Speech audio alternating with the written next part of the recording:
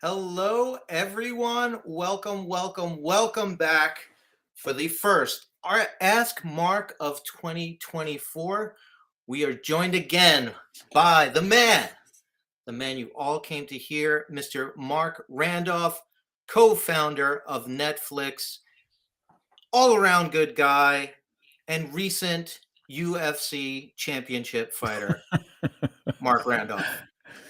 Well, thank you, Dan. Happy New Year. Good day to you. Happy New Year. Great way to start the year.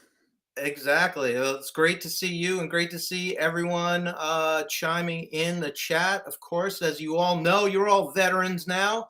Pop your questions in there. We'll try to get to as many as possible. Mark, in the interest of starting this year off with a bang, should we just get into it? I think no point in dilly-dallying. Sure, let's jump in. Because I know Bring you it on. hate talking with me, so we'll cut right to the questions. So actually, right in the chat, I thought we could start off with this. This is from Fizan, who says he read your latest tweet and he found it very helpful. Currently practicing the switch of listening and then defending the strategy. And he wonders if you could dive a little deeper into that. Specifically, is there something he could do to make that transition smoother? So first of all, I did all the tweets before I left for the holiday, and scheduled them to come out. So I'm not even sure which tweet that is, which is my first confession that I'm not necessarily live. But I think what he's talking about is the basic principle of listening, which is this bizarre skill that is so critical these days, because most people, unfortunately, aren't very good at it. They will basically be, they'll maybe listen to what you say, but almost instantly what they're doing is starting to formulate how they're going to rebut your arguments. And that might be listening, but it's certainly not hearing. And that's what I'm really I'm trying to emphasize, is that when you're pitching your ideas to people, when you're trying to get feedback from people, it's important not to be dug in on what your concept is. That you don't necessarily need to do what people say, but it never hurts to make sure you understand their perspective. And I think that's kind of really what I'm trying to say, is that when you go out, talk to people, find out all you can. A lot of people are going to know a lot more than you do. They have been around before. It doesn't mean they have the answer. You're the only person who really understands all the nuance, who really knows exactly what you're building, who really knows exactly what you're trying to do. So if someone tells you, as they frequently do, that'll never work, you can't take that at face value. If someone says, here's what you should do, you should not take that at face value. But there is that skill of saying, let me understand why they feel that way. Why do I think this will never work? Why do they think I should do it that way? And then integrate that with your own thinking and come up with some independent decision. It's a hard skill. The other thing that I'll say is as you all know, I do some more in-depth mentoring with a handful of entrepreneurs. I probably can work with 4 or 5 at a time, where I really spend a lot of time trying to understand them, their business, their co-founders, their product, their competitors, all those things. And what I'm looking for in the people that I choose to mentor is largely that skill that I'm talking about right here. As we all know, being an entrepreneur takes unbelievable amounts of self-confidence. And so you really have to believe that even though everyone is telling you that'll never work, that you are going to figure it out. But at the same time, you have to have this ability to listen, to understand that there are other viewpoints, and you have to factor those. You don't have to, that it's beneficial to factor all those viewpoints into your thinking. So I'm looking for people who have that skill, the ability to have the amazing self-confidence that they can make a decision that they're going to solve the problem, but at the same time, able to listen and hear the feedback that other people are giving them. Excellent. Excellent. Well, love that. And Mark, speaking of listening, we've got someone listening to us right now. A celebrity. She appeared on our show Elevator Pitch. Hello, Miriam. She pitched the No Code game. You may remember that. So great to have you here, Miriam. Yeah, plug away in the chat. Let us know your questions. Here's one we got in before. It's an oldie, but man, we got about 10 variations on this question. It's an oldie but a goodie. This was from Aisha. Mark, what is the best way to raise funds? Oh, gosh. I'm laughing not at the question. It's a very legitimate question. I'm laughing because, as Dan said, it's probably the single most frequently asked question in all of entrepreneurship. And I'm going to answer it two ways. The first is you may not need to raise funds. And in fact, raising funds is definitely not for everybody. And I don't mean not for everybody skill wise, I mean not for everybody need wise. It takes a lot of time. It's extremely distractive. It can be very discouraging. And if you are successful in raising funds, it comes with all kinds of obligations that you may not want. You now have the obligation to, you cannot run this business like a lifestyle business. You have an obligation to do everything you can to maximize the return on the investment for your investor. If you have not yet figured out your product market fit, you lose a huge amount of flexibility on the kind of shifts and pivots and swings you can make once you've taken money from someone on the assumption that you're going to be doing a certain thing.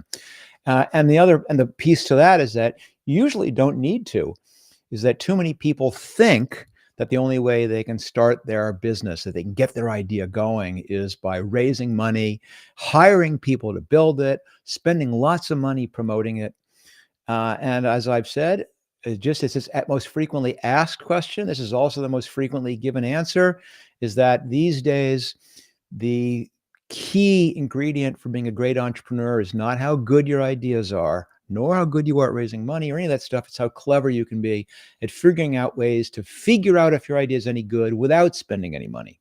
So first piece is, don't think you have to raise money. There's millions of ways, and I've talked about them a lot. You can find it in the archives of my podcast. You can find it by listening to other episodes of Ask Mark about ways that you can validate your concept without money. So I won't repeat them here. But okay, what's the best way to raise money? The best way to raise money is on a continuum where at this end you have, here's what I believe, and at this end you have, here's what the data shows. The closer you can be to here's what shows, better.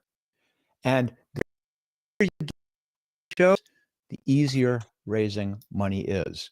The closer you are to I believe, the harder it is. This was not always the case. When we did the initial pitch to raise the initial seed money for Netflix, this was in 1996. So we're talking more than 25 years ago. Back then, yes, you could raise money with a PowerPoint. You could by saying, I believe that eventually, and here's the market and all that mumbo jumbo. But at the same time, that only worked because at the time, I was in my late 30s. I had done 5 startups. Reed had done 2 startups, and he'd already had an IPO. So we had some credibility. These days, that doesn't work anymore.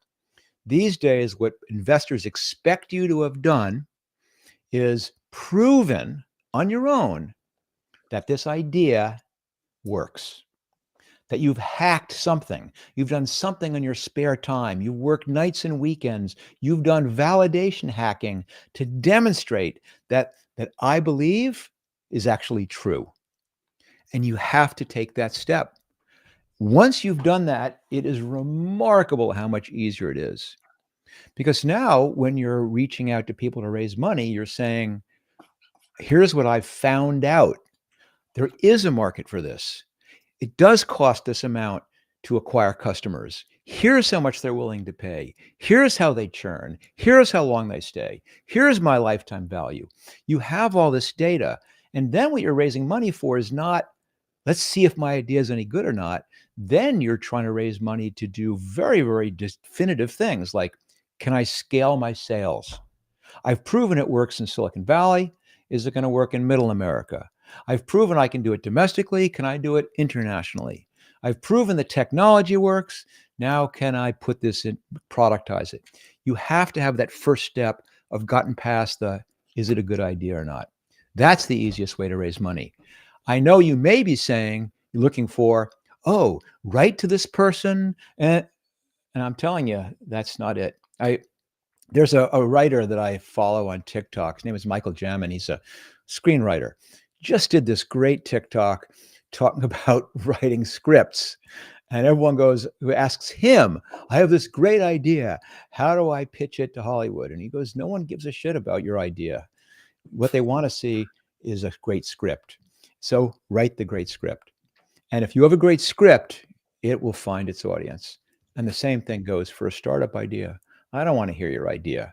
I want you to demonstrate, start a great company, build a great product, hack it. It does not need to be repeatable or scalable. If you do that, I guarantee the money will be there. All right. Sorry, Dan, a short answer, an oft-repeated question deserves a detailed answer. No, that's great. I love it. I love it. Here's a question that I'm going to answer. So this was from Ajmal. He said, what books do you recommend for first-time founders? I'm going to go ahead and say That Will Never Work by Marc Randolph. That's the book you want to read.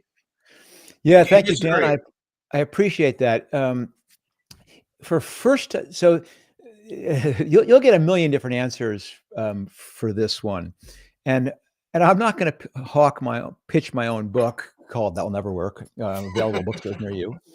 But what that book is about is not, here's how to build a minimal viable product. Here's how to do validation hacking. That book is not about that. The book is about what it's genuinely like starting a company. It's about how difficult this is. It's about how discouraging it can be, about how fun it can be, and I think if you're a first-time founder, I think those are the valuable things to learn. So my recommendation is not going to be 0 to 1, or it's not going to be, any of these classic, here's how to do it entrepreneur books. I'm going to say Shoe Dog, which is basically the founding of Nike. And in many ways, I modeled my book after that, not because the style of writing was so brilliant, but because it was a very, very true story of what it feels like starting a company. And if you don't know in advance, just before we went live, we were talking about, I guess it wasn't even here. It was a call I had earlier this morning with someone and saying these days, so many people want to be entrepreneurs for reasons that are not the right reasons. They're thinking it's glamorous. They're thinking it's a path to being wealthy or being famous or being powerful, or they don't really understand what you do every day and what it is emotionally for you. And so that's why I say Shoe Dog my book gives you, I think, a very honest picture of what that's like. And that's the right place to start. That's great. Well, you kind of answered the next question, which came from Ava. The question was, what do you think are the things to do to become rich? Oh, I have this idea. Well, it sounds disingenuous because, okay, I'm rich. I'll admit it, because I've had to, I happen to be good at something which people are willing to pay a lot for. But it is not like I followed a formula. I was unbelievably lucky. Listen, I did a lot of stuff right, and those are all that we talk about here, I try and say, here's some of the patterns I've seen. Here's some of the approaches I've seen work.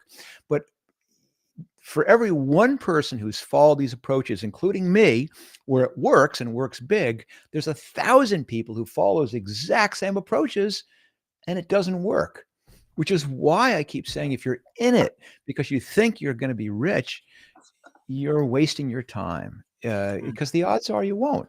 If you're in it because you go, this is so fascinating. I love waking up in the morning with this incredibly interesting and compelling puzzle that I want to solve. That's the reason to do it. Because then 10, 20 years from now, looking back, you'll go, I got exactly what I wanted. I went to work every day and for exactly the right reason. And I was so fulfilled. If you're going to work every day going, one of these days, I'm going to be rich.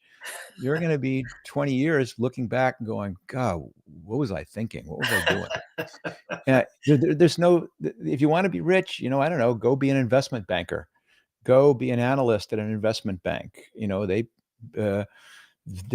a doctor or a lawyer, which was what everyone told me when I was growing up. The things where used to be reasonably solid paths to an upper middle class lifestyle. Startups is not the way to do it. Startups is a thing to do if you love solving problems, if you love puzzles, if you have ADHD and every day you want to be doing something different, if you want to sit around a table with really smart, interesting people solving really fun puzzles, this is the life for you. And maybe if you do it really well and everything breaks your way and are extremely lucky, yeah, you'll make a lot of money at it. But it's just really rare. And I never, ever stop reminding myself of how fortunate I was that it broke my way, that it was not because I'm some super startup genius. I've loved what I'm doing. I'm pretty good at it. And I got really, really lucky.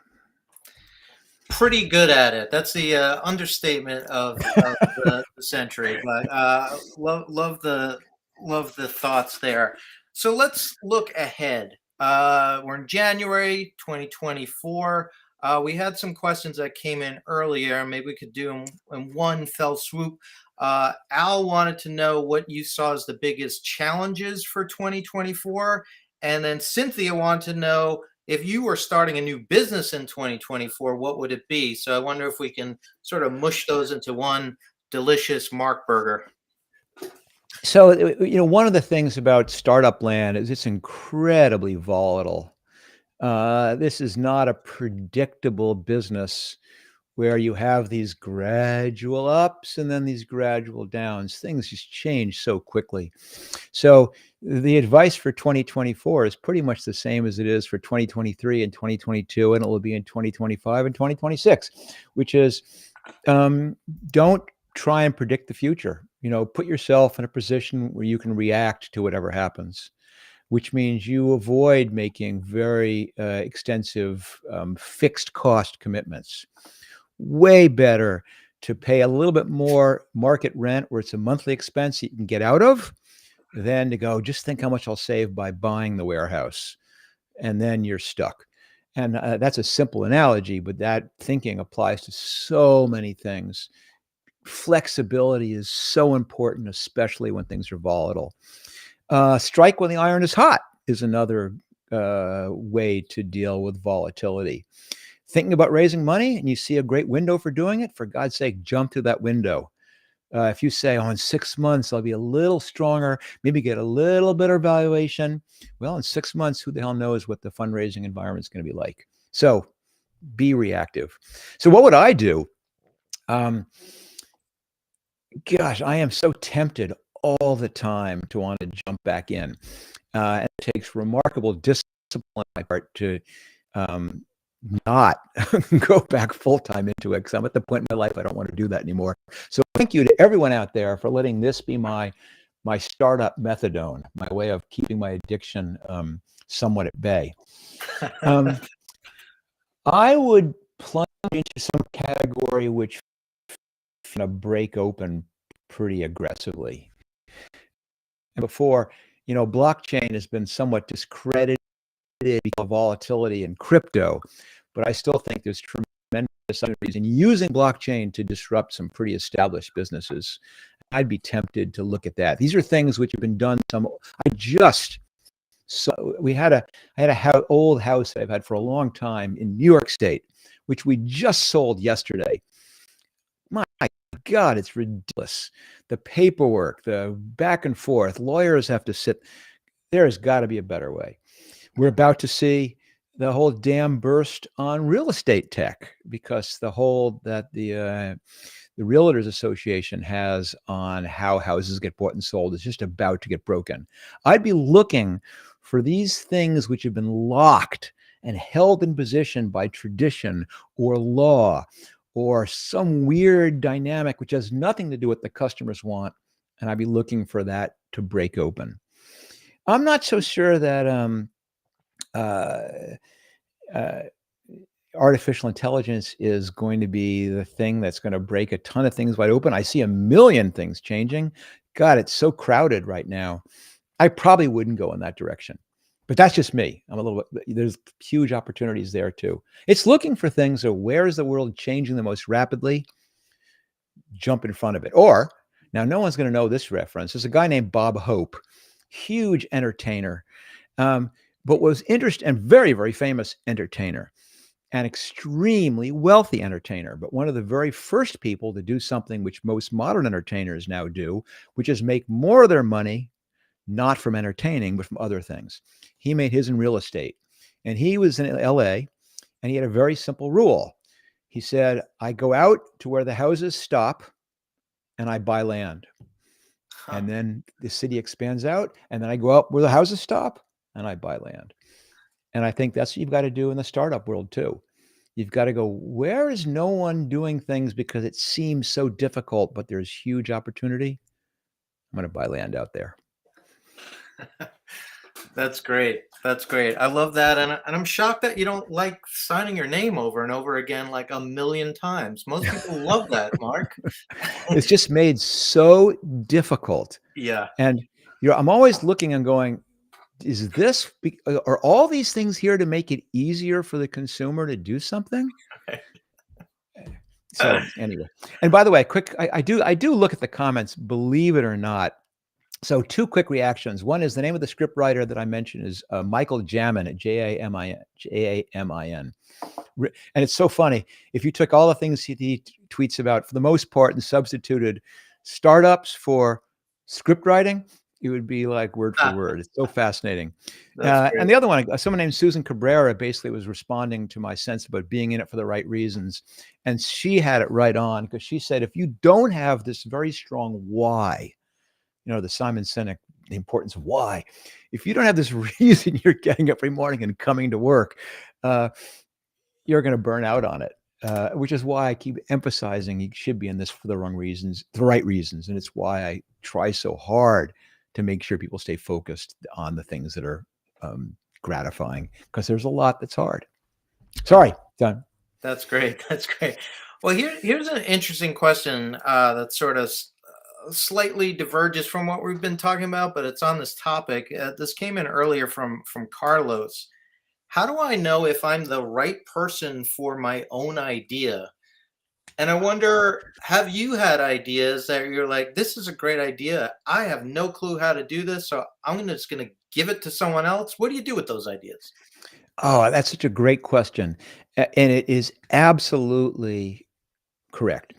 I used to do a lot of work. I still do a lot of work with university and high school aged entrepreneurs, just to kind of get them centered. And one of the exercises we do is let's do some ideation. Let's see if we can come up with some ideas. And we talk a lot about how to find ideas.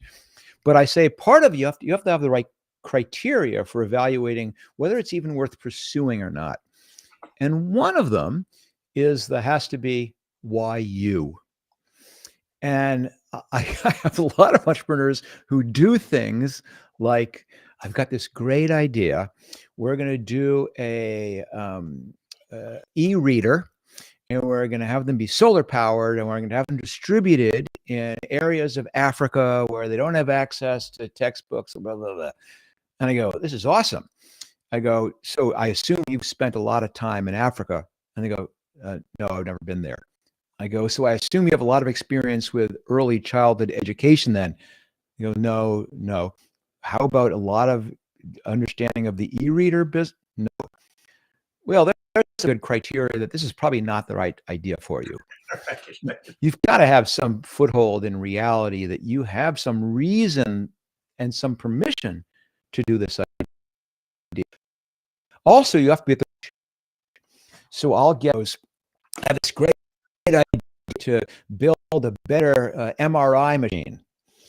Well, MRI machines cost tens of millions of dollars, or I don't know, maybe five. I don't know. Priced out an MRI machine recently, but I know they're extremely expensive. This is not something which someone who is a 22-year-old doing their first startup is going to ever get traction on. So you've got to evaluate, what do I have permission to do? I mean, I'm not saying don't swing big, but if this is your first startup and you're 23 years old and you're 1 year out of a liberal arts BA in English literature, it probably is not the right idea to start a different type of electric car company. So pick something you know, something you have the capacity to get going, something that is in your wheelhouse that you can hack. And if it's not, yes, give it to somebody else. Who cares? And that process never stops happening. I mean, the company that I did with some people after Netflix was a company called Looker. It was a business intelligence company. And when we started it, we go, this is going to be a lifestyle business. It's going to be all online. It's going to be self-service. It's going to be great. I'm great at that. I know how to sell on the web. Been doing that for years and years and years. And so we started the business that way. And what happened is pretty soon the company told the product said, I don't want to be a self-service business. I'm not an end user product. I'm a corporate product. I'm not going to sell for $100 a month. I'm going to sell for $100,000 a month. So all of a sudden, now the business is one where it requires people carrying briefcases and visiting people in their offices. And I don't know shit about that. And so you quickly begin to realize I was the right person to get it going, but it wants to go a direction that I'm no longer skilled. And I've either got to learn or bring people in who do know those things. You've always evaluating, why me? Am I the right person for this? What's the best person to take this idea forward? And you never stop asking yourself that question. That's great. That's great. So, Mark, I know your time is tight today, so I think we'll try to get to two more. This first question was sent in earlier today. I feel like this person can maybe see into the future a little bit. It's a quick yes or no question. This comes from Christian. Would you like to invest in my hair store? No. I've given up on hair. That's fantastic.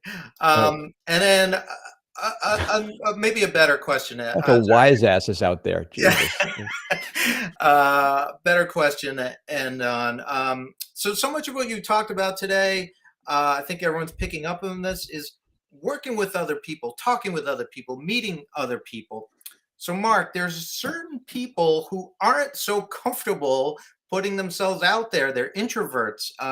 We got a question from Veronica earlier today.